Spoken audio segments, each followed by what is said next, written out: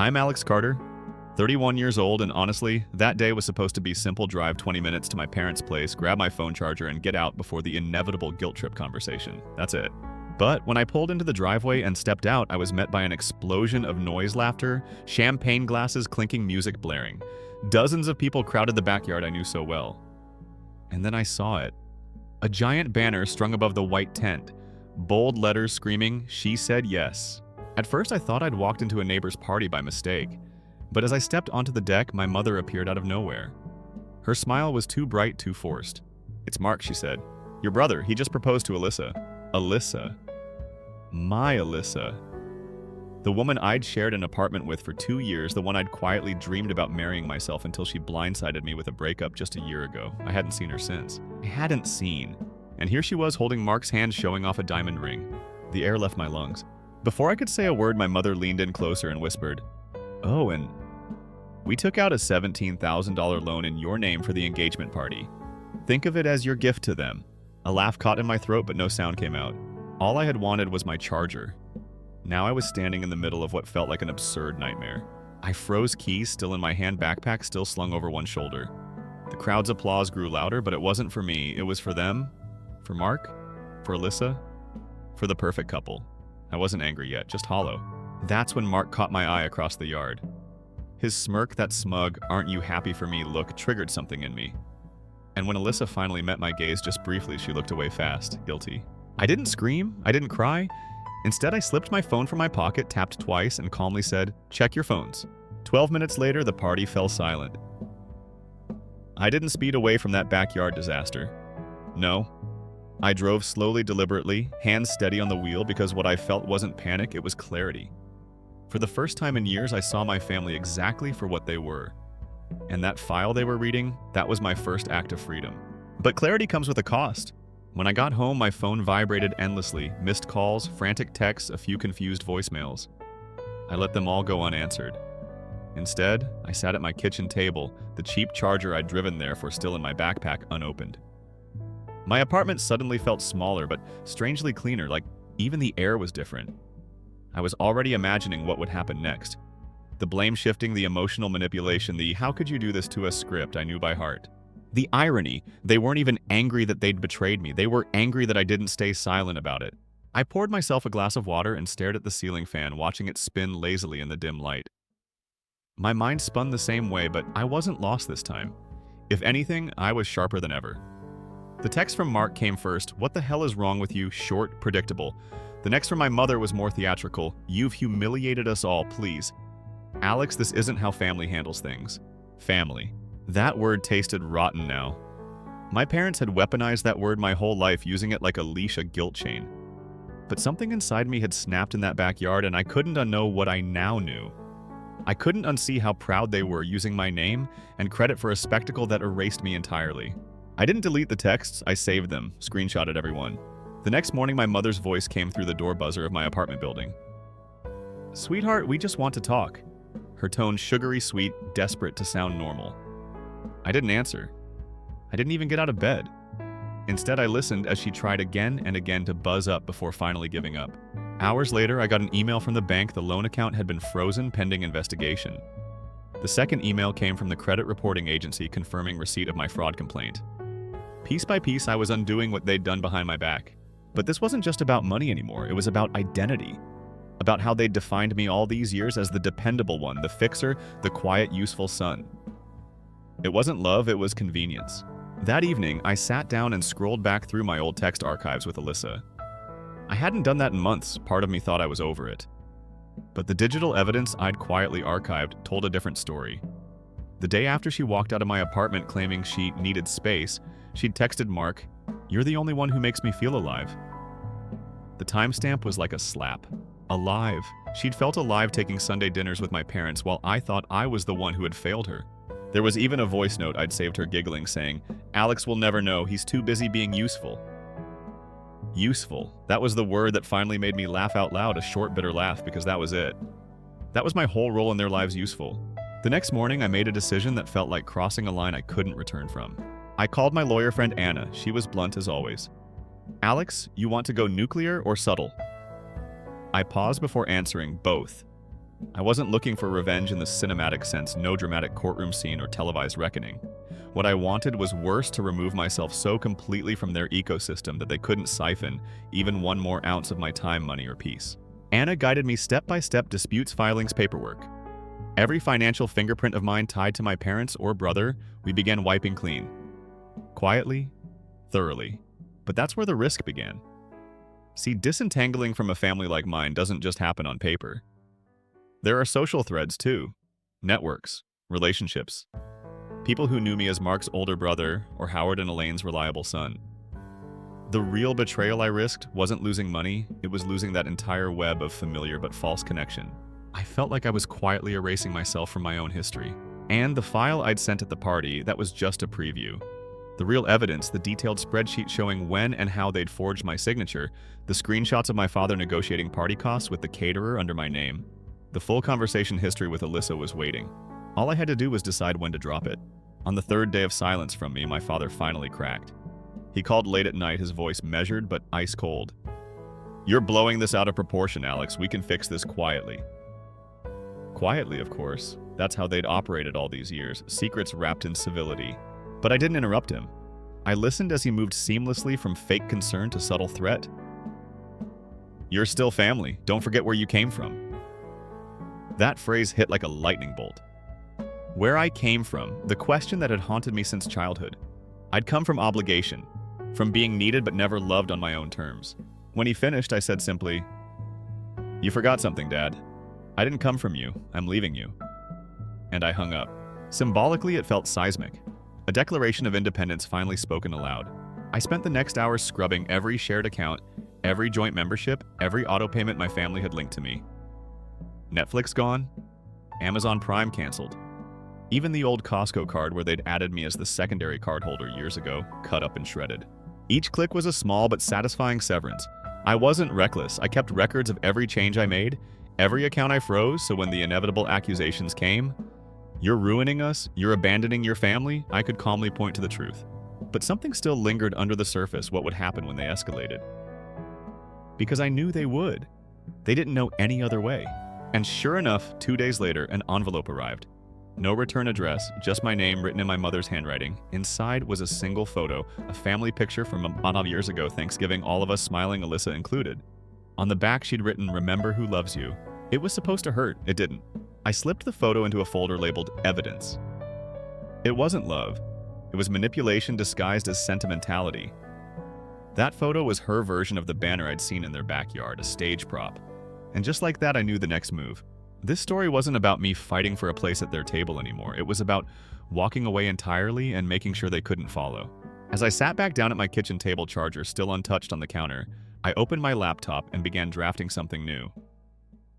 Not a revenge plan, a reset plan. One that included moving, changing my address, closing this chapter so completely they couldn't even find my shadow when they looked for me. Because this was more than a financial betrayal, it was a betrayal of identity. I wouldn't just disconnect my accounts. I would disconnect myself. And that finally felt like power. There's something strange about packing boxes when you know you're not just moving apartments, you're moving lives. Every coffee mug, every book, every scrap of paper in my small place felt loaded now.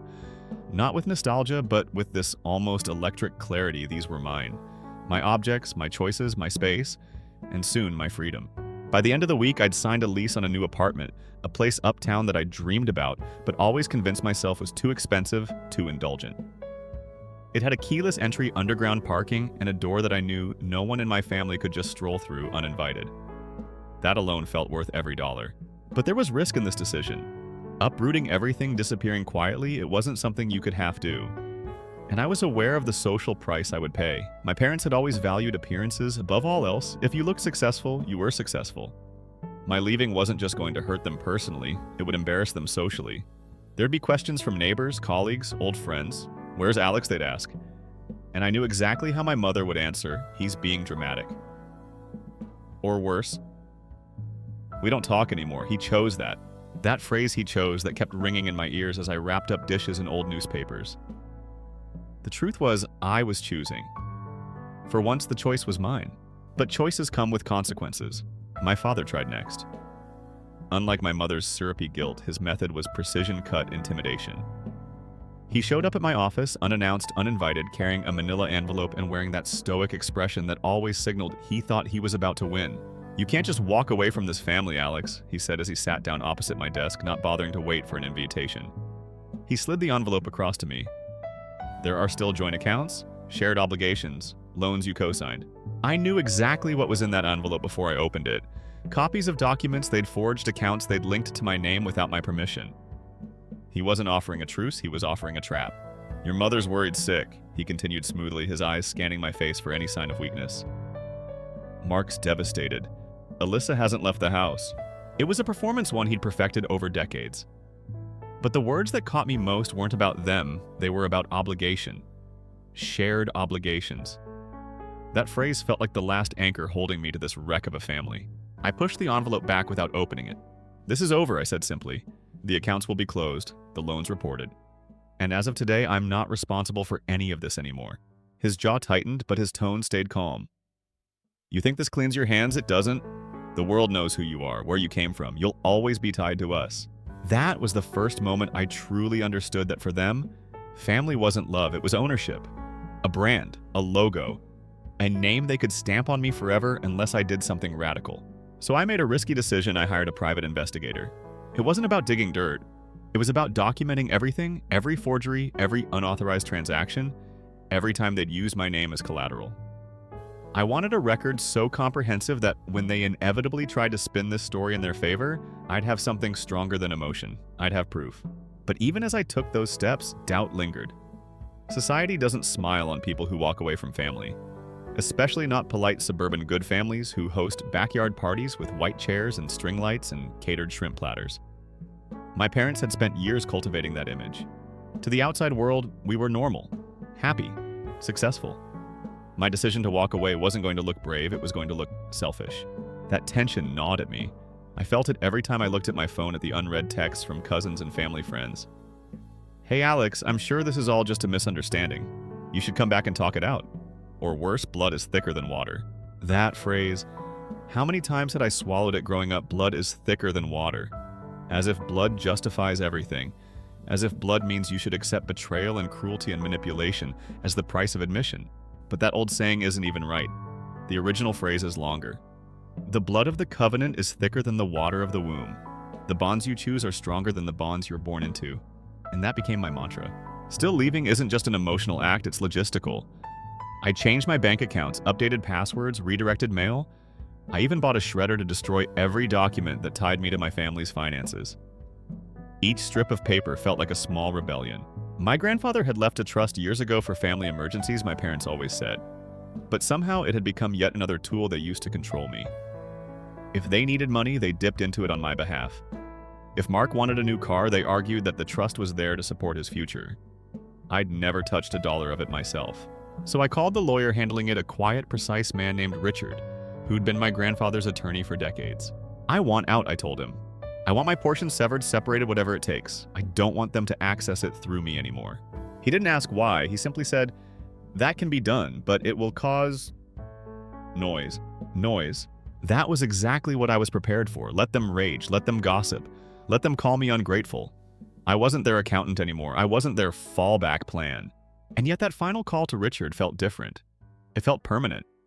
Like I was taking scissors to the last fraying thread connecting me to the myth of our family. Afterward, I sat on the floor of my half-empty apartment, surrounded by packed boxes, and realized that what I was feeling wasn't relief yet. It was grief.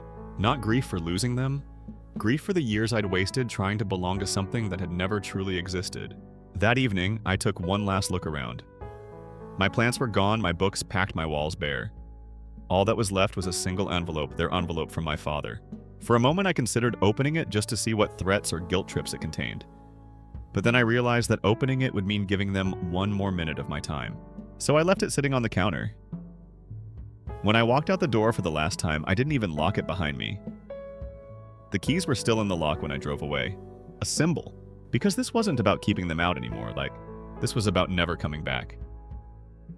By the time I parked at my new building, clean brick key code access, a sleek lobby that smelled like fresh paint and lemon polish, I'd decided I wouldn't answer that text from Megan. Alyssa's older sister reaching out, too risky, too complicated. But standing at the elevator, suitcase in one hand, keys to my new apartment in the other, I hesitated. That text was sitting there on my screen. I know what they did. Can we meet? The thing is, curiosity is its own kind of trap. I could have deleted it, could have ignored it, but that single sentence lodged itself in my mind and wouldn't let go. Megan had always been polite at family gatherings, distant, but not cruel watching the circus without clapping along. If anyone might understand the mess I'd just walked away from, maybe it was her. After pacing my new empty living room for half an hour, I gave in and texted back, coffee tomorrow. 10 a.m., Blackbird Cafe. Her response was instant, I'll be there. Sleep that night was impossible. The room was too quiet, the sheets too clean, my mind too busy rehearsing every scenario. What did she mean? I know what they did? Did she know about the financial betrayal, or was this about Alyssa herself, about Mark? Morning came fast. I dressed carefully, jeans, a gray sweater, nothing that looked like I was trying too hard, but polished enough to look like I hadn't fallen apart. When I arrived at Blackbird, Megan was already there, tucked in a corner booth, sipping tea, looking tired in a way that felt familiar. Tired the way you get when you've spent your life pretending everything was fine. She didn't waste time with pleasantries. As soon as I sat down, she leaned in and said quietly, I'm not here for them. I'm here because I know what Alyssa did to you, and I know my family helped her. My stomach tightened. Go on, I said, careful to keep my voice level. She took a deep breath, then pulled out her phone, scrolling quickly before turning the screen toward me. What I saw was a series of screenshots, texts between Alyssa and Megan, some dating back nearly 2 years. One stood out immediately, Alyssa writing, I don't even love Alex. I never did. But he's perfect for making Mark jealous. I felt something crack then, but Megan wasn't done.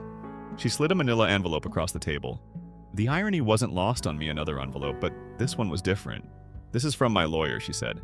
I hired a PI months ago. Not because of you, but because I've seen how Alyssa operates, how she used people. It started with an old boyfriend, then it was Mark, then you. She manipulated your family to cover her own tracks, Alex. Inside the envelope documentation, credit card charges Alyssa had made that my family paid off. Emails where my mother discussed her like a daughter long before the breakup, plotting how best to keep her in the family. Even text threads showing Alyssa baiting Mark while still living with me. I sat there absorbing it all, feeling like I was reading a screenplay written about my life, but written without my input. The betrayal was deeper than I thought and far older. The conversation between Megan and me stretched for 2 hours. What shocked me most wasn't just the content, it was the tone. Megan was resigned, sad. She wasn't here to drag Alyssa through the mud. She was here to explain why she'd been distant all those years. She was always like this, Megan admitted finally. But no one wanted to see it, not my parents, not your parents, certainly not Mark. And suddenly it made sense why Megan had reached out now, because she knew what it was like to walk away from a family that expected your loyalty no matter what. I thanked her. And as I left the cafe, the manila envelope tucked under my arm, I felt a strange calm. The evidence she'd handed me wasn't about revenge anymore, it was about understanding. I didn't have to wonder anymore whether I'd misread the signals, whether I was too blind, too trusting. I had proof that this had never been about me. But as I stepped back into my apartment, my phone rang again. This time it was Anna, my lawyer friend. Her voice was urgent. Alex, I just got notice your father filed a temporary injunction to freeze your assets. That stopped me cold. What I asked already pacing. Yeah, she said. It won't hold up, it's desperate.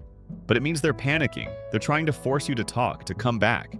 Of course they were. They didn't know about the trust being severed yet. They didn't know how far I'd gone to remove myself from their financial reach. And this was their last-ditch effort to pull me back in, not through guilt this time, but through the legal system. Anna was calm, practical. We'll respond. We'll get this overturned fast. But Alex, brace yourself. This means escalation. She didn't need to say more. I knew exactly what escalation meant with my family's smear campaign's carefully curated rumors. If they couldn't pull me back quietly, they'd drag me publicly. It was a risk I'd known I was taking. But still, the call left me shaken. That evening, I sat on my new balcony, the city stretching out below me, the air crisp and cold. In my hand, Megan's envelope. On my phone, emails from Anna with next steps. And inside me, a question I couldn't quite shake. Could I really do this? Not just cut them off, but stay gone, endure their attacks, their lies. And then, just as doubt began to creep in, I looked down at the small doormat I'd ordered days earlier. It wasn't fancy, just plain black with white block letters. It read, "No family visits." A symbol. A small but clear line drawn right at my front door. I smiled, and I knew, yes, I could do this. Even if it meant standing alone. When I first read Mark's text, "Meet me, just us," my gut reaction was simple no. It felt like a trap, like one more ploy, one more performance. But as I sat there staring at those 3 words on my phone, the question wouldn't go away. Why now? Why reach out after weeks of silence, after that backyard spectacle, after all the financial betrayal? That curiosity that got me into the cafe with Megan stirred again. But this time it felt different. This wasn't about seeking answers. This was about control. If I went, I had to walk in on my terms. I texted back one word with. His reply came immediately. Pier 23, noon. Pier 23. Of course. Our childhood landmark. We'd grown up on that stretch of lakefront, a pier where we fished as kids, where I taught him how to tie knots while Dad grilled burgers nearby, where we shared summer afternoons before things turned cold between us. He'd picked it deliberately, a place thick with shared history memories as currency. But memories weren't enough anymore, the next morning was bright and brittle, the air crisp as I drove toward the lake. I didn't dress like I was going to a confrontation. I dressed like myself, simple jeans, a jacket, sneakers, no armor, I didn't need it. When I arrived, Mark was already there, sitting on the end of the pier, staring out at the water. He looked smaller somehow, shoulders hunched, a little worn. For a moment, I just watched him from a distance and felt nothing. No rage, no sorrow, just distance. The emotional equivalent of standing across a canyon. He heard my footsteps and turned, offering that familiar half-smile that used to charm everyone but now felt brittle and tired. "You came," he said, as if surprised. I sat beside him deliberately, leaving space between us. "What do you want, Mark?" I asked. He didn't speak at first, just let the wind swirl around us, the creak of the wooden planks underfoot filling the silence. Then finally I messed up. That should have felt like an opening. But it didn't. It felt like theater, like he was reading from the script he thought I needed to hear. "How so?" I said quietly, watching his profile, looking for cracks. His jaw tightened. "I didn't expect it to blow up like this. Alyssa, she was supposed to be mine." The phrasing struck me, supposed to be mine. As if she was property, a prize he'd claimed. There it was again, ownership entitlement, the same threads woven through my family's entire worldview. Even now, even in the midst of apology, it was about possession. And so what I asked, keeping my tone calm but direct. That made it okay to steal from me, to lie to me, to use me as the foundation for your perfect little engagement party. His head dropped into his hands. They made it easy. Mom, Dad, they covered for me. They told me it wasn't a big deal. That you'd forgive me like always. That was the line that almost broke me, not because it was new, but because it was so familiar. They'd trained him to believe I would forgive anything, to expect it. I turned, slightly angling my body toward him fully. And if they hadn't encouraged it, would you have done it anyway? His silence was answer enough. That's what I thought, I said, standing. But before I could step away, he reached out an almost childlike gesture, gripping my wrist. Alex, please, I'm not here for money. I'm not here for them. Alyssa left. She left me. Took the ring, disappeared 2 days after the party. She blamed you for everything. His voice cracked. I need help, man. I'm lost. For a moment, I froze. The sheer audacity of that ask felt surreal. After all of this, after betrayal, after theft, after humiliation, he wanted my help. It would have been so easy to fall into that old pattern, to soften, to rescue, to be the useful older brother again. But I saw the pattern clearly now. This was never really about Alyssa or about money. It was about their belief that I was still available for them. Always. So I gently pried his fingers off my wrist. I'm sorry, I said, meaning it in the most sincere way possible. Not sorry for him, but sorry that I'd allowed this dynamic to last so long. I can't be what you need anymore, Mark. That's done. He sat there stunned as I walked away, each step feeling lighter than the one before. As I reached the end of the pier, I paused for just a second, turned back to him and said, "You chose this too, you know. You all did.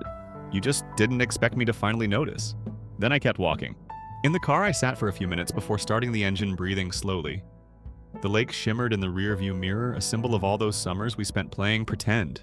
Pretending we were happy, pretending this was love, pretending we were a family.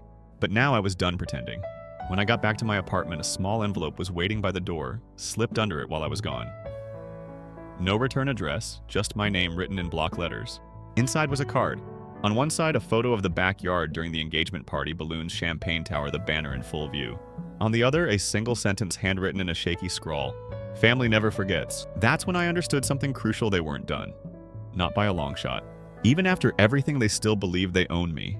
And that realization didn't scare me. It clarified things. This wasn't about walking away anymore. It was about making sure they couldn't follow. I stood there in the kitchen of my new apartment, the thin card between my fingers, reading that single sentence over and over. Family never forgets. A threat dressed as sentiment.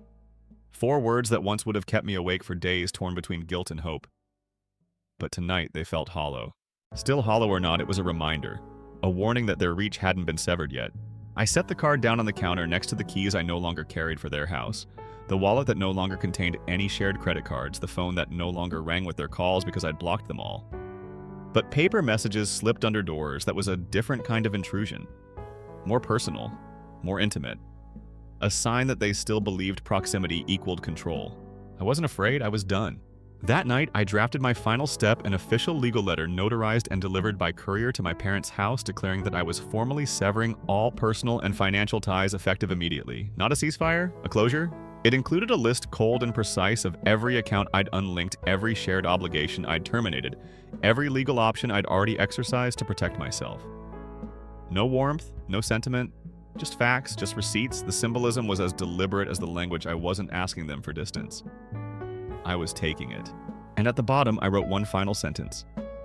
This will be the last communication you receive from me. The courier confirmed delivery the next morning at 9:02 a.m. sharp. But I didn't celebrate because I knew exactly how this worked. This wasn't just about my parents or Mark anymore. It was about the entire ecosystem they'd built. The neighbors who'd heard their side of the story, the cousins who believed the facade, the old friends who would call and text with feigned concern but real curiosity. We heard you're going through something, they'd say, fishing for gossip disguised as sympathy. That tension between private reality and public perception, that was the thread they were hoping to pull. So I did something bold. That afternoon, I sat at my desk and drafted a letter of my own.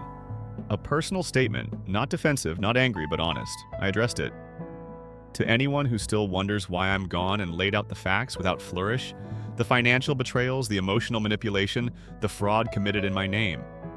No accusations, no venom, just the truth. I published it privately, shared it only with the few mutual friends and extended family who might otherwise get their information from whispered rumors and carefully spun narratives. It was a calculated risk, a preemptive strike, but it served a deeper purpose. I was reclaiming the story. This wasn't about revenge anymore, it was about narrative control. And that act of writing it carefully and calmly became an act of power in itself. When the first responses trickled in, I was prepared for disbelief, judgment, even anger. But what I didn't expect was the opposite: quiet acknowledgement. A cousin writing, "I always wondered why they treated you that way." A friend from college texting? That explains a lot. I'm proud of you for walking away. Even Megan reached out again, not with new information, but with support. They've done this in smaller ways to so many people, Alex. You just happened to be the first one who didn't apologize for walking away. The paradox hit me then. The more I detached, the more genuine connection I began to find, but not with them. With people who had quietly witnessed the cracks all along but never spoken. Still, there were consequences. The next week, I received a formal notice my father had filed a complaint alleging emotional distress due to my public defamation. A petty move designed not to win, but to exhaust me, to pull me back into the web of their drama under the guise of legal proceedings. But this time I didn't panic. I forwarded it to Anna. Her reply was instant, empty threat. No grounds, let me handle it. And so I let go, truly let go, not just emotionally, but practically. No more reading their messages, no more analyzing their behavior, no more rehearsing conversations in my head. I'd hired professionals for a reason. My role was no longer to fix their damage. My role was to live. That shift, internal quiet, was where the real strength began to show itself. I no longer needed to monitor them. I no longer needed to care. And with that freedom, I began filling my life with things that were mine. Truly mine. Dinners with friends who saw me as a person, not a function. Hobbies I'd long neglected because I was too busy rescuing others. Even small rituals like buying fresh flowers for my kitchen table every Sunday morning just because I could.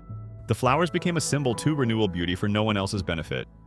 And every week as I replaced the old blooms with new ones, I felt that weight lift petal by petal, stem by stem.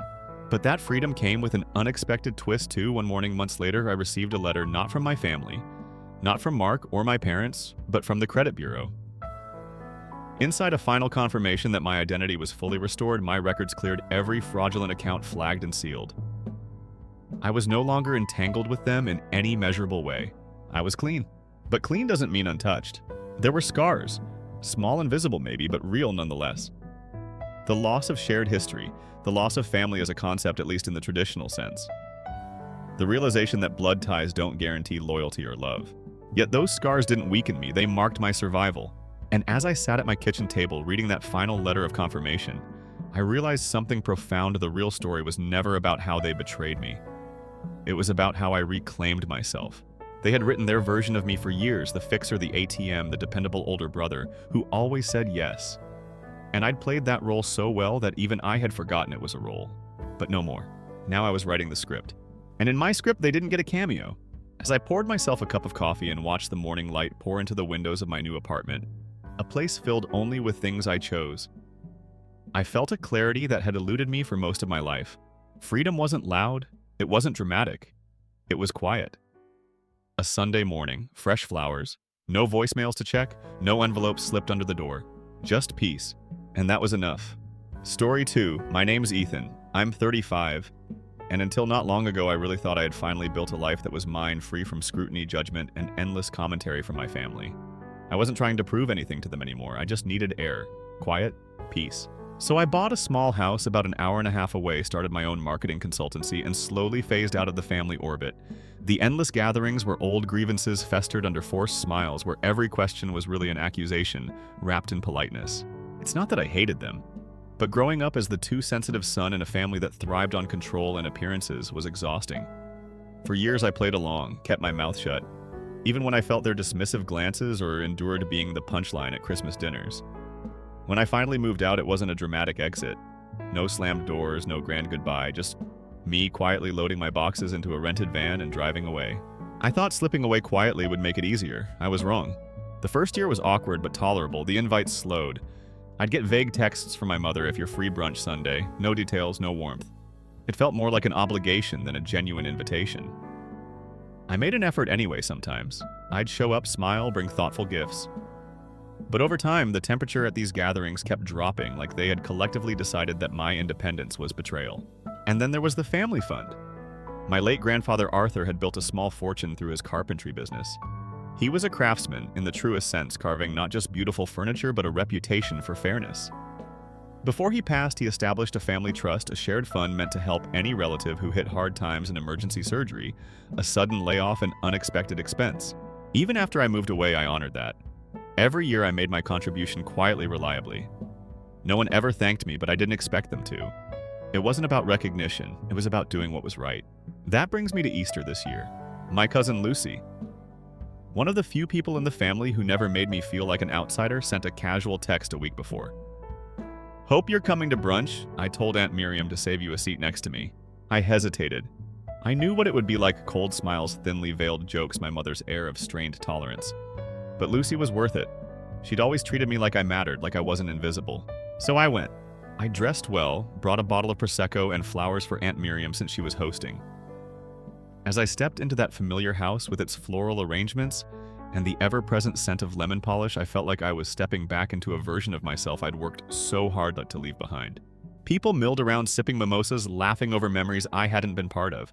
Then I saw her Aunt Miriam regale as ever in her pastel cardigan, carrying a tray of canapes. When her eyes landed on me, she paused, scanning me up and down, then said, in that sweet, cutting tone only she could master, "This table's for family only." It was loud enough that people around her heard and laughed nervously. For a second I froze. Surely she was joking. But there was no warmth, no trace of humor. Just that familiar chill. Lucy's face flushed with embarrassment.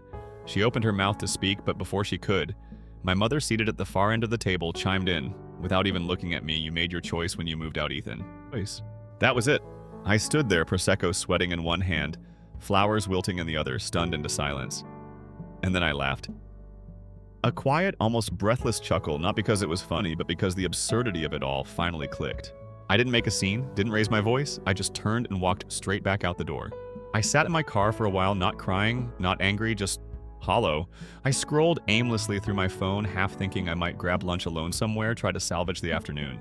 Then my phone buzzed. "Lucy, I'm leaving." That was disgusting. "Lucy's husband, we're with you. Give us a sec." I watched through my windshield as Lucy gathered her things and walked out, her husband trailing her.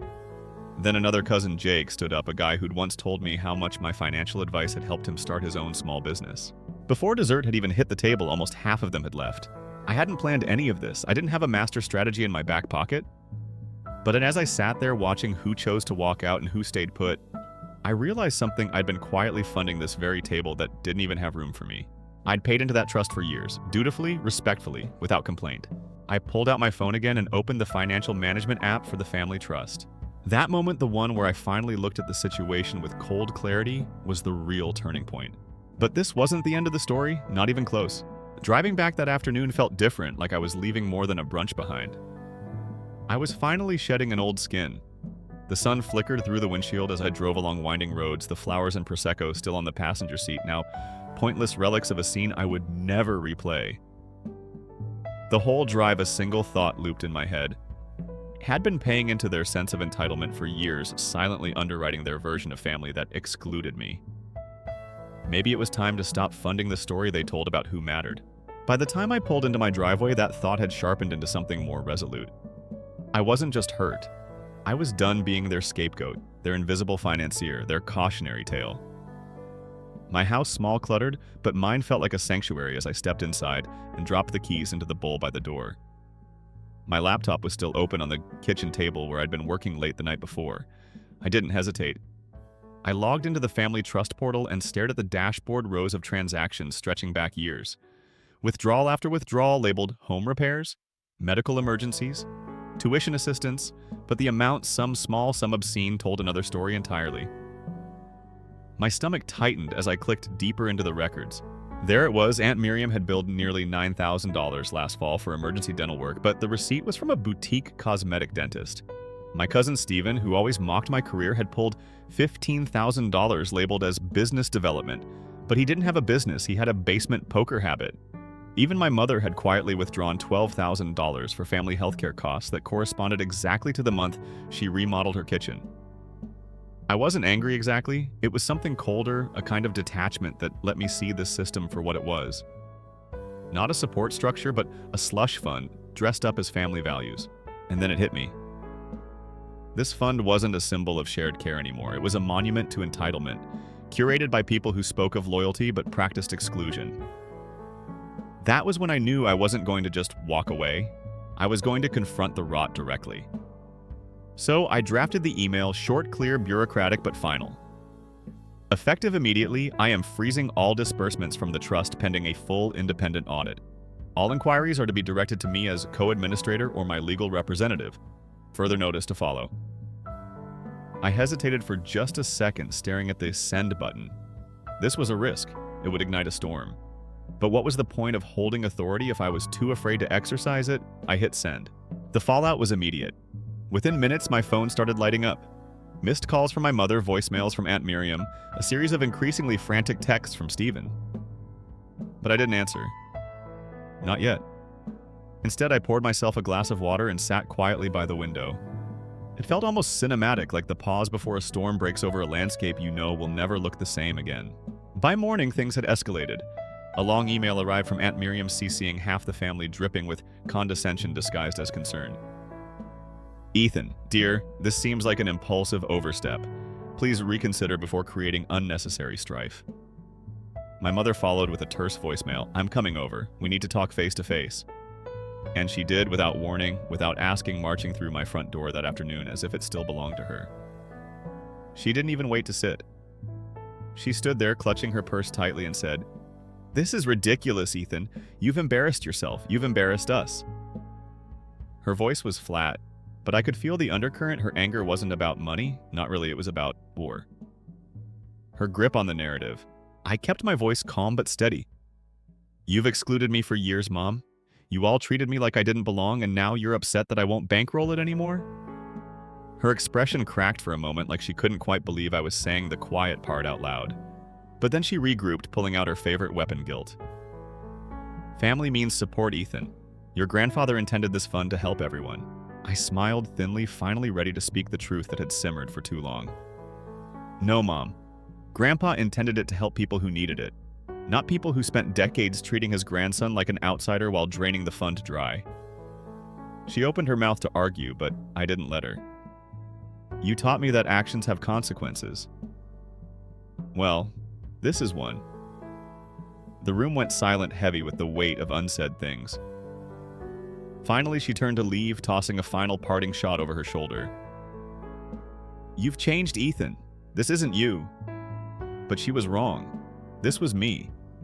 This was the part of me they'd never seen, because I'd spent my whole life suppressing it just to keep peace. After she left, I walked back to my laptop and began drafting the next step. I wasn't just freezing the trust, I was going to restructure it entirely with an independent oversight committee and clear rules: no contributions, no benefits. Every withdrawal request would require proper documentation and approval. I thought about Grandpa Arthur, a man who had carved beauty out of wood, whose workshop smelled of cedar and varnish, and who used to say, "The measure of a family isn't how loud it gathers, but how quietly it takes care of each other." Somewhere along the way, that principle had been lost. As I sat there writing, I glanced at the carved wooden box Grandpa had made for me when I was 12, his initials burned into the lid. It had sat on my shelf for years ignored, but tonight it felt like a symbol I finally understood. Craftsmanship isn't just about building something well, it's about maintaining it when others would let it rot. And in that quiet realization, I knew exactly how I would proceed. The next day, I forwarded my draft policy to the family's financial advisor along with instructions: implement these changes immediately. I didn't send a warning, didn't invite debate. If they wanted a meeting, they could organize one. But I wouldn't be coming not to defend myself, not to beg for understanding. At that moment, I felt clear, unapologetic. For the first time, I was not performing for their approval or dodging their passive-aggressive remarks. I was simply acting. The calls kept coming, the texts got angrier, but I didn't waver. And then late that evening, one final message appeared, this time from Lucy. "You're doing the right thing, Ethan. Some of us always saw how they treated you. Don't let them bully you into undoing this. We stand with you." That message didn't just steady me, it confirmed something I hadn't dared hope for. Not everyone had bought into the old game. There were cracks in their facade, and tomorrow those cracks would widen. By the time I woke up the next morning, the group chat was already on fire. Aunt Miriam had crafted a long, self-righteous post accusing me of betraying the spirit of family unity, which was ironic considering she hadn't hesitated to humiliate me in front of half the cousins just days earlier. My mother chimed in beneath it, suggesting I was acting out of resentment, implying my unmarried, childless lifestyle was some sort of moral failing rather than a personal choice. I didn't even bother reading further. Their words no longer had the sting they once did. They felt like echoes from a house I no longer lived in. But there was one message that made me pause: a text from my cousin Jake. It was short, almost too casual for the gravity of the moment. "Call me when you can. There's more going on than you know." That line lodged in my mind all day. More going on. Jake was a quiet observer at most gatherings, but he'd always had a sharp eye for dynamics. I trusted him. He wasn't one to stir drama unless it mattered. When I finally called him that evening, he answered on the first ring, his voice low and urgent. "Ethan, listen, I wasn't sure if I should even say anything. But when you froze the trust, it set off a chain reaction you might not have expected." He explained that for years, Uncle Richard, one of the more respected members of the family, the one everyone pretended was above reproach, had been siphoning money from the trust, disguising it as reimbursements for family initiatives no one ever questioned. Jake had stumbled on this months ago, but had stayed silent, afraid of the backlash.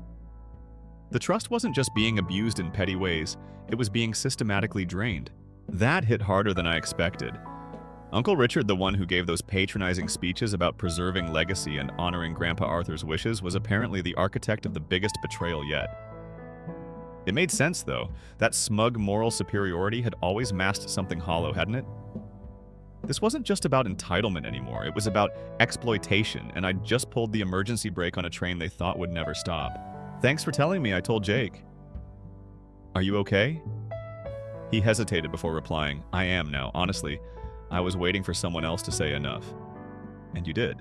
After that call, I sat for a long time with Grandpa's wooden box in my lap, running my fingers over the initials carved into the lid. In that moment, it became a symbol of something larger: craftsmanship integrity, the quiet work of building something solid when everyone else is content with veneers. Grandpa had built that box without shortcuts, every joint tight, every line intentional. I realized I was doing the same now, not tearing down the family's legacy, but finally restoring it to something honest. So I took the next risk. I didn't just freeze the trust or revise the disbursement rules. I contacted the financial firm overseeing it and ordered a forensic audit going back 10 years. I hired an independent auditor with no family ties, ensuring there would be no soft spots, no corners cut. This would uncover everything, every receipt, every false claim, every unearned withdrawal, every betrayal wrapped in the language of family needs. The audit itself was a bomb waiting to go off, and I knew it. My phone barely stopped buzzing all week, the messages escalating from indignant to pleading to outright threats. Uncle Richard's name kept popping up. He was calling cousins directly now, trying to rally them into some kind of informal vote to remove me as co-administrator. But it wouldn't work. Grandpa's will was airtight. He'd written in a clause that the first grandchild to achieve financial independence would gain veto power. No one had ever taken that clause seriously until now. Then came the unexpected twist. A certified letter arrived at my door from Uncle Richard's lawyer accusing me of mismanagement and demanding immediate reinstatement of unfettered access to the trust. It was absurd, but it made one thing clear: they were panicking. And panic revealed weakness. I called my lawyer that afternoon, a woman named Maya, whom I trusted deeply. She read through the letter, then looked at me calmly over her coffee mug. "This is a bluff," she said, "but it confirms they know what's coming. Once the audit is complete, you'll have not just leverage, you'll have proof." Her words steadied me, but what surprised me most was how steady I already felt. I hadn't wavered. Every step I took felt less like revenge and more like justice, not just for me, but for anyone in this family who'd been overlooked, dismissed, or manipulated into silence. As the audit progressed, I noticed something else. The calls and messages from Lucy and Jake kept coming, not with demands, but with quiet solidarity. They asked how I was doing. They offered to testify if needed. Even my cousin Rachel, who'd kept her distance for years, sent a simple but moving message. "I always wondered if I was imagining the way they treated you. You weren't imagining it. Thank you for making them finally face it." And yet, even as these messages offered comfort, I could feel the pressure building on the other side. Uncle Richard wasn't going to go down quietly. The final audit report was due in 5 days, and it would be a reckoning. But that night, as I sat quietly in my kitchen, a strange peace settled over me. For the first time, I wasn't reacting, I was deciding. And that difference mattered more than I could explain. The next move would be mine, and it wouldn't just be an act of defense, it would reshape everything that came after. I closed my laptop, glanced once more at Grandpa's box, then turned off the light and went to bed. Outside, the night was still and silent, the calm before the next inevitable storm. When the audit report finally landed in my inbox, a slim but lethal PDF, I sat for nearly a full minute before opening it. My tea had long gone cold, my phone sat face down beside me, deliberately silenced. I needed this moment alone because I knew what was inside would confirm everything and change everything. As I scrolled through page after page of transactions, the full scope of the betrayal became clear. Uncle Richard wasn't just dipping into the fund, he was bleeding it dry. More than $180,000 over 7 years disguised in creative but fraudulent ways. Scholarship grants that never reached any students' community improvement projects that traced back to contractors tied directly to him. Legacy memorials that paid for nothing more than vanity projects with his name on them. But the numbers weren't what stopped me. It was the pattern, the audacity of thinking no one would ever look closely because trust, after all, was a family virtue. That word trust twisted bitterly in my mind as I read. What they called preserving legacy was really about control. Image over truth. Appearances over ethics. My stomach turned, not with rage this time, but with a kind of cold clarity. This was what I was standing against, not just financial exploitation, but a philosophy that said loyalty was measured by silence. I sent the report to my lawyer Maya with a single instruction. File the formal complaint today. No delays. The moment I hit send, I knew there was no turning back. This wasn't about moderation anymore, it was about confrontation. And with that clarity came a surprising calm. I wasn't fighting just for my piece of the story, I was dismantling the entire lie. Word traveled fast. By sunset, my phone was buzzing again, this time with short, clipped messages from Uncle Richard himself. "This isn't how family handles conflict. You're embarrassing yourself. Let's talk before lawyers get involved." And my favorite: "This will reflect badly on you, Ethan, not me." Reflect badly on me. The irony was almost laughable.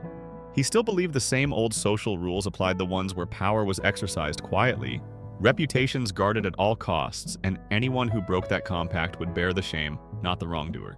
The next day, a family meeting was announced, held not at the lake house, but tellingly at Richard's home, as though proximity to his curated elegance would lend him authority. I didn't attend. Instead, right at the scheduled start time, Maya filed the complaint formally with the Trust's Board of Oversight and financial regulators, attaching the full audit as evidence. That decision was risky. Of course, it made everything public, expose the rot to eyes far beyond the closed circle of our family. But that was the point. These secrets only held power when kept hidden. I refused to shield them anymore. For the next few days, I kept mostly silent. I walked through the rhythms of my own life deliberately. My usual coffee from the small neighborhood shop where the barista knew my name, work meetings where no one knew or cared about the family drama, evening walks by the lake where the water shimmered with late summer stillness. That was my world now, ordinary, peaceful, unspectacular, and mine. Then, late one evening, Lucy texted, "You should know. Things imploded today." The meeting devolved into screaming. Aunt Miriam accused Richard of manipulating everyone. Even Mom walked out. They're all scrambling. That single message was a jolt, but not of triumph. What I felt was something quieter, almost mournful.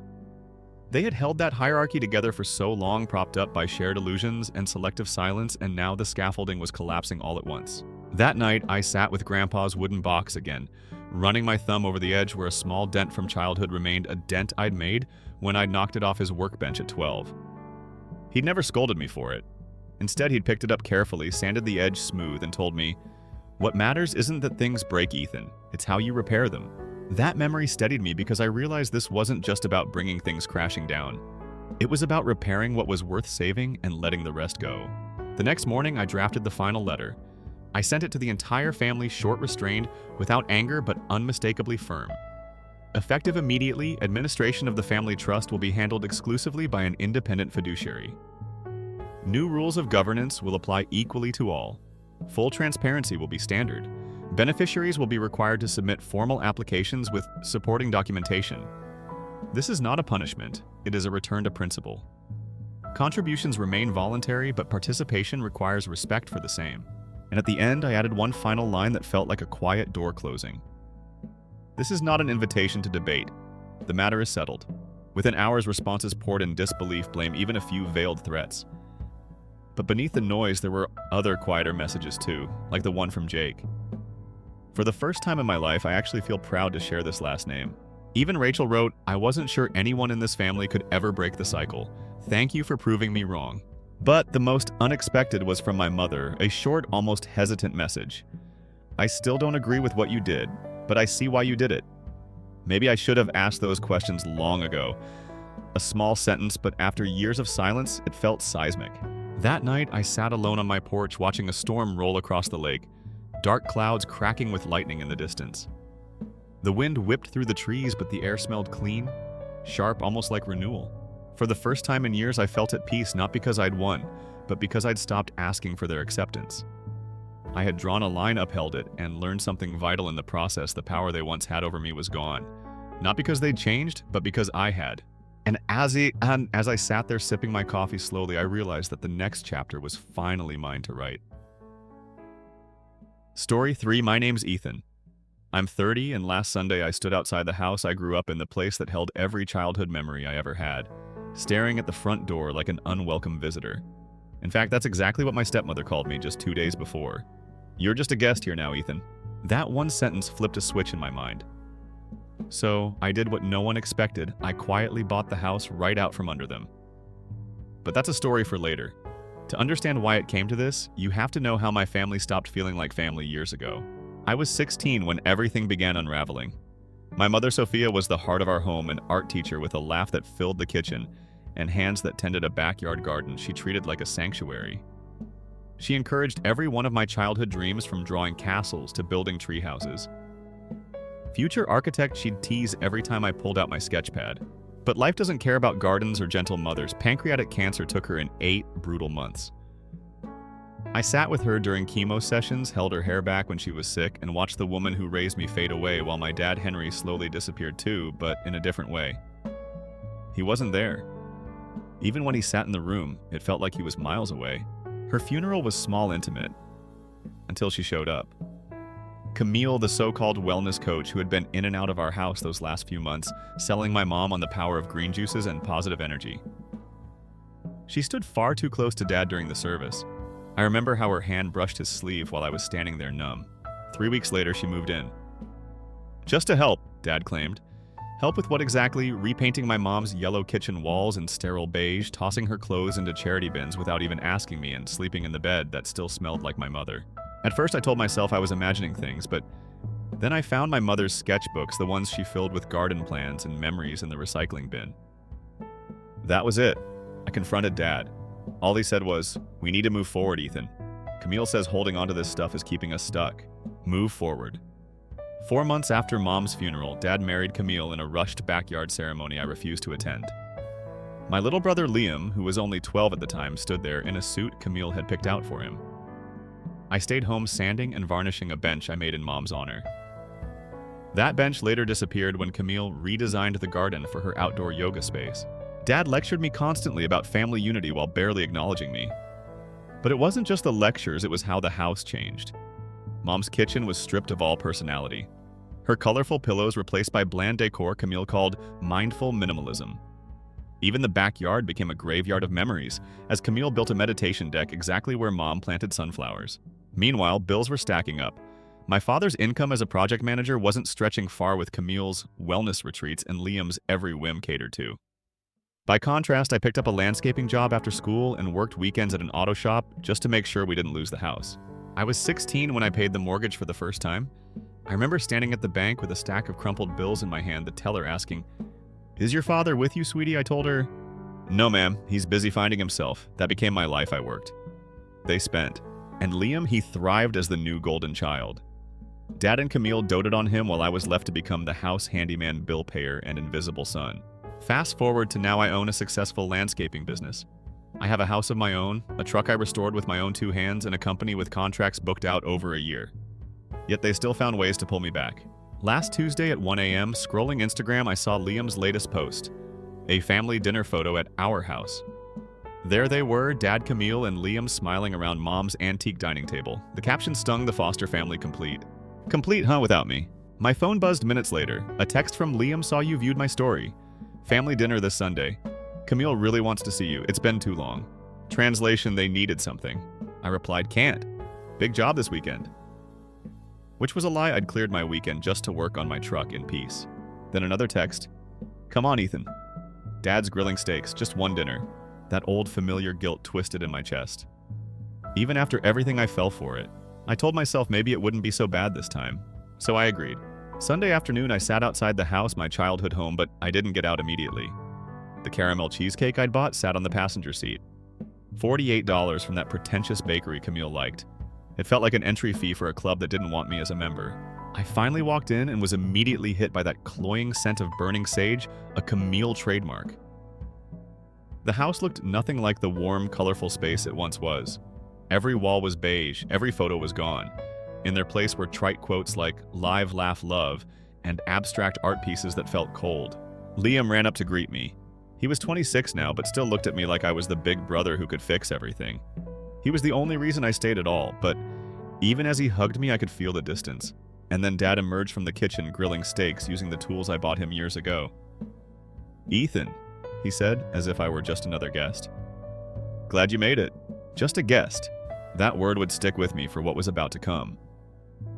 I followed Dad's invitation with a polite nod, but something in his tone, something almost casual, made my skin crawl, like he had rehearsed being civil just enough to get through this dinner, but wasn't planning to feel anything genuine.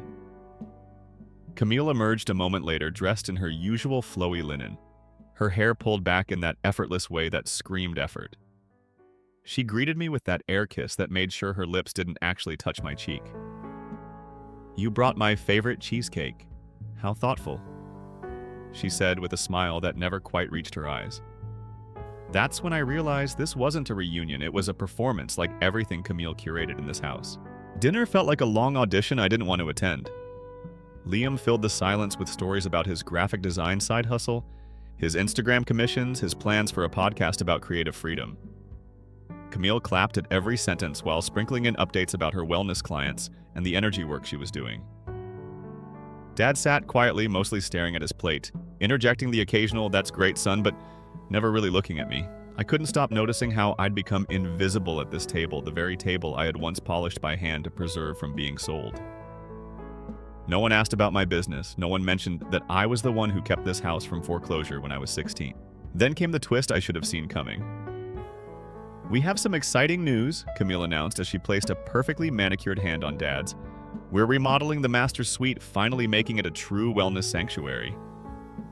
Liam clapped, his enthusiasm so genuine and so blind that I almost felt bad for him. "We were hoping," Camille continued, turning toward me, "now that you could help us. You have such great supplier connections. And your taste, you inherited that from your mother." The audacity of invoking my mother's name almost made me laugh out loud. I didn't even have to ask what help meant. She laid it out anyway. $30,000 renovation, $18,000 short, and they thought I could invest in improving the family home. That word invest. As if this was some shared venture when they had made it clear I was just a guest. I stayed quiet for a few beats longer than I needed to, enough for Camille's smile to tighten. "I think you misunderstood," I finally said. "My suppliers don't deal in indoor materials." Camille leaned forward slightly. "But surely for family," and there it was. That old guilt rope being thrown across the table. Dad added, You're doing so well, Ethan. It's not a gift, it's supporting the family home." Supporting. As if I hadn't supported this house every day since I was 16. I looked around the room at all the little symbols of their entitlement. The espresso machine that cost more than my first car, the new minimalist decor Camille curated to erase my mother's warmth, the crystal collection she displayed where my mom's old bookcase used to stand. 18 grand, I repeated, careful to keep my tone even. "That's a lot for a bathroom remodel. Have you considered a home equity loan?" They froze. "We can't right now," Dad admitted. "Credit's a bit tight," Camille added with that rehearsed, vague tone she always used when cornered. It all clicked in that moment. Their lifestyle wasn't sustainable. They weren't asking because they respected me or trusted me. They were desperate. Desperate enough to beg money from the same kid who had bailed them out silently for years. "Well," I said, standing up abruptly, "thanks for dinner." The chair scraped loudly across the floor and cut off whatever guilt-ridden protest was about to come out of Liam's mouth. "Early morning tomorrow." "Ethan, don't be dramatic." Camille sighed as I picked up my keys. Liam followed me out, his expression somewhere between confused and pleading. "Hey, I think they're just stressed about money. They miss you." "I miss you." His loyalty was genuine but misdirected. "Yeah," I muttered. "We're all stressed, aren't we?" I left before I said something I couldn't take back, but even as I drove away, I couldn't stop thinking about how Dad called this the family home, and yet it was never treated as such after Mom died. I couldn't shake the feeling that something deeper was wrong. Not just the entitlement, the whole dynamic, the way they'd acted at dinner like I was an outsider. That gnawing suspicion was still with me the next morning when my assistant at the landscaping office brought in the mail and handed me an envelope from a law office, Peterson and Doyle property attorneys. Inside was a tax notice that nearly made me drop my coffee. The notice wasn't addressed to Dad but to Camille as the sole owner of the property. My childhood home, the house I paid mortgage installments for, was listed under her name alone. My hands shook as I called the number listed on the notice. The lawyer on the other end was polite, almost too polite, as he confirmed what the letter suggested. The property deed was transferred 5 years ago from Mr. Henry Foster to Ms. Camille Foster. "That's a gift deed," he said smoothly. "The records are clear. 5 years ago, when I was still covering their mortgage payments to help the family." I ended the call and sat there for a long minute staring at the wall of my office. The bathroom renovation request, the way Camille used the term family home. Dad's silence, suddenly all of it made horrifying sense. They had cut me out completely long ago. I was just a convenient ATM. Every visit, every favor, every guilt trip was part of the same story. Take what they could until I finally walked away. But here's where everything changed. This wasn't going to end like all the other times where I just absorbed their betrayals. This time I had leverage. My business was thriving. I understood contracts, liens, and property rights far better than they realized. And I had one thing they didn't expect: a long memory and a long fuse that had just burned down to its final spark. That was when I made the decision. If they thought I was just a guest, then I'd act like one. I'd leave, but not before making sure this time I walked away with everything they assumed they had safely tucked away. I picked up the phone and made my first call a real estate lawyer I trusted. "Hey," I said, my voice steady despite the adrenaline flooding my veins. "I have a situation, and I need to know exactly what my options are if I wanted to buy a house that technically already belonged to me." As I ended that call, a calm I hadn't felt in years settled over me. A clarity. For the first time in a decade, I wasn't reacting to them. I was making the next move, and it was going to be my game from now on. That call to my lawyer wasn't just about legal advice, it was a line in the sand I never planned to cross until that moment. For years, I swallowed pride and resentment, convincing myself that walking away quietly was somehow noble. But that morning, staring at Camille's name on the deed to the only place that had ever felt like home, I realized nobility had kept me trapped. They treated me like a guest. Fine. I'd exit, but on my terms, and I would take back what should have been mine all along. The next few days were a blur of paperwork, phone calls, and quiet planning. I worked late at the office after my crews had left, combing through records and running numbers with my financial advisor. The irony was sharp. This house, the family home, wasn't worth nearly what Camille probably imagined. She thought she had won the game holding title over a house she couldn't maintain and now couldn't afford to fix. But I wasn't planning to bail them out this time. I was preparing to buy them out completely and legally. Even more satisfying, their debts were stacking up faster than they realized. I pulled property records and discovered they had refinanced the house twice over the past 5 years, draining equity just to fund Camille's boutique yoga studio and wellness retreats that never turned a profit. It was all House of Cards financing, and the cards were about to tumble. But the deeper twist came as I dug further. Through a mutual acquaintance, I learned that Camille's studio wasn't just failing quietly, it was drowning.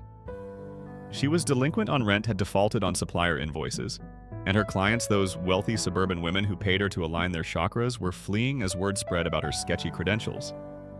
Some had already filed complaints with the Better Business Bureau and consumer protection agencies. For years, Camille's power came from this illusion of serene success, this curated image of the polished woman who manifested abundance while living off the scraps of others. My father bought into it completely, but illusions only hold as long as no one looks too closely. I was looking very closely now.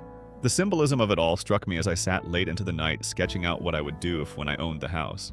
I could almost see it, stripping out every trace of Camille's cold beige minimalism, repainting the kitchen in the warm sunflower yellow Mom loved, restoring her garden exactly the way she designed it down to the climbing roses along the back fence. Even the bench I built in her honor, the one Camille moved to the garage to make space for her meditation mats, would return to its rightful place under the old oak tree. This wasn't just about property anymore, it was about reclaiming something sacred that they had desecrated in the name of moving on. Their brand of wellness was really about erasure. They didn't want to heal, they wanted to forget. But I remembered everything.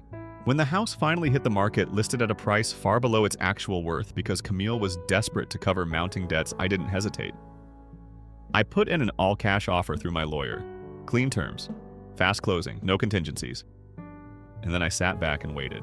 The moment the offer was accepted, I knew I had to see it through personally. I arranged to do the final walkthrough in person, insisting that the seller Camille be present. It wasn't legally required, but I made it a condition anyway. That house deserved witnesses when the tide turned. On the day of the walkthrough, I arrived at the house wearing work boots and jeans, not a suit.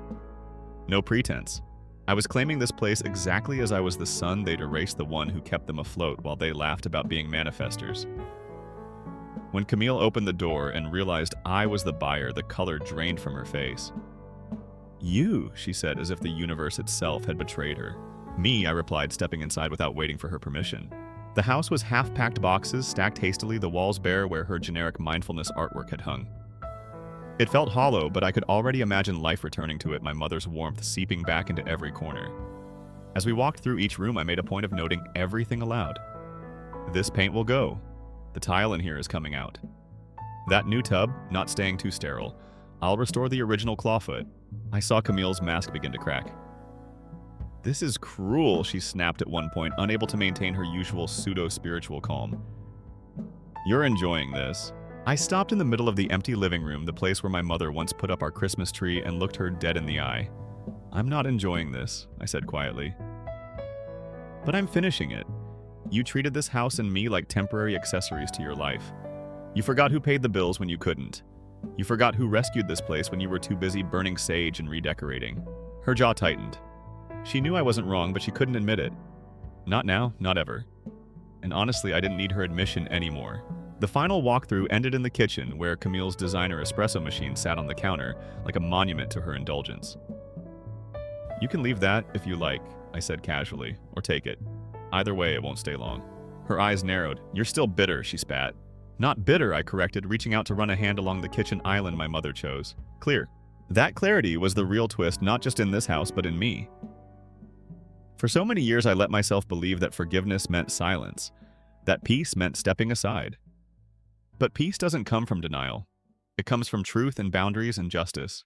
As I left that day, keys in hand, I paused at the threshold. The last time I had walked through that door as a resident, I was 16. Now at 30, I was returning as the owner not just of the deed, but of my own story. And as the door closed behind me with a satisfying click, I felt it. This wasn't an ending. It was only the next chapter. Owning the house should have felt like triumph, but walking back through that front door, now legally mine, came with a strange weight. The rooms felt eerily quiet, stripped bare of Camille's furniture, yet also empty of the warmth my mother had once infused here. It wasn't home again, not yet, but it would be. My first act as owner was symbolic. I pulled open the windows to air out years of stale energy. The breeze swept through, carrying memories both beautiful and painful. I moved from room to room, noting where Mom's paintings once hung, where her favorite armchair used to sit by the window that overlooked her garden. I could almost hear her voice gently reminding me, "Start with small things, Ethan." So I did. I carried Camille's last remaining belongings, her crystal diffuser, a stack of mindfulness journals, and an abandoned yoga mat to the curb. Then I placed Mom's bench, the one I had built as a teenager, right back beneath the old oak tree. It was the first step in reclaiming the space, not just physically, but emotionally. But my work wasn't just inside these walls. Word spread quickly that Camille had lost her precious house to the very son she tried to erase. And as expected, my father showed up within a week, suitcase in hand, wearing an expression that hovered between shame and entitlement. "I just need a place to stay while I get back on my feet," he said, as if this was something he deserved. I stood in the mid-doorway, keys jingling in my hand, unsure how to feel. After everything, the abandonment, the manipulation, the silent complicity, he was here, asking for a room like nothing had happened. Part of me still carried that old reflexive guilt, that script drilled into me since I was 16, forgive, understand, provide. But I wasn't that kid anymore. "I can help you find an apartment," I said evenly, my voice steady. "Even help cover a security deposit, but you won't be staying here." The look in his eyes was shock at first, then a wounded confusion, as if he truly didn't understand why I would set this boundary. "This was your mother's house," I continued, stepping outside so he couldn't even cross the threshold. "And I'm making it right again. But this space, it's not yours anymore, Dad. Not after everything." He protested, muttering half-hearted apologies and promises that things would be different this time. But his words felt hollow. I knew he didn't mean them. I knew he hadn't really reflected on the choices that brought him here.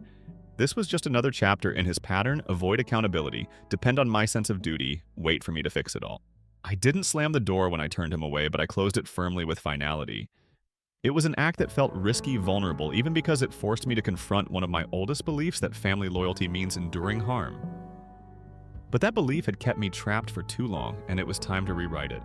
The next weeks were filled with restoration, physical and emotional. I worked with my landscaping crew personally, supervising every detail of the garden's return. Every plant I chose was deliberate: my mother's favorite lavender by the walkway, climbing roses on the trellis, sunflowers beneath the kitchen window. These weren't just flowers, they were symbols, living proof that I could resurrect beauty even after years of neglect. Inside, I stripped every inch of Camille's sterile decor away. I repainted the walls in bold, warm colors, rehung framed photos of my childhood that I'd kept all these years, and brought back small touches that mattered: a crocheted blanket Mom once draped over the sofa, her ceramic tea set that I thought was lost, but had found tucked in the attic, dusty but intact. I didn't rush any of it. I took my time, treating the house like an old friend who deserved care after years of abandonment. But even as I worked, I kept thinking about Liam. My younger brother hadn't been part of their schemes, but he also hadn't understood how deeply it all affected me. He had texted me a few times since the sale, mostly confused, asking why Camille and Dad seemed so bitter, why the house was suddenly gone from under them. Finally, one evening I called him. "Come over," I said. "See for yourself." When Liam arrived, he stood in the doorway, almost nervously taking in the house with fresh eyes. "Wow," he said softly, moving from room to room. "It looks different, but it feels lighter too." We sat on the bench beneath the oak tree as twilight settled around us. For the first time in years, I told him everything: the mortgage payments I'd made at 16, Dad signing over the house behind my back, the years of guilt trips and manipulations. I didn't tell him to choose sides, I just told the truth, plain and simple. Liam sat quietly for a long time, his face thoughtful. I had no idea, he finally said, sounding more like a grown man than the carefree little brother I remembered. "They always made it sound like you were distant, cold. I didn't realize how much you did for all of us." That acknowledgement wasn't everything, but it was enough. We talked late into the night about life, about Dad, about the meaning of home. I could feel something shift as we spoke, an understanding that hadn't existed before. Maybe we could build something new from here. Maybe not as brothers trapped in a toxic family system, but as two adults creating something better. That was the real legacy I wanted. Not revenge, not bitterness, but a place where the cycle could break. When he left that night, I stayed out on the bench alone for a while longer, listening to the wind through the branches. The garden lights I'd installed glowed softly around me, casting shadows that felt peaceful instead of haunting. This was the house's first true evening of peace in years. As I locked up for the night, I realized that the house wasn't the only thing being restored. I was too. Piece by piece, boundary by boundary, I was coming back to myself. This wasn't the end of the story, but for the first time in a long time, I wasn't afraid of what came next.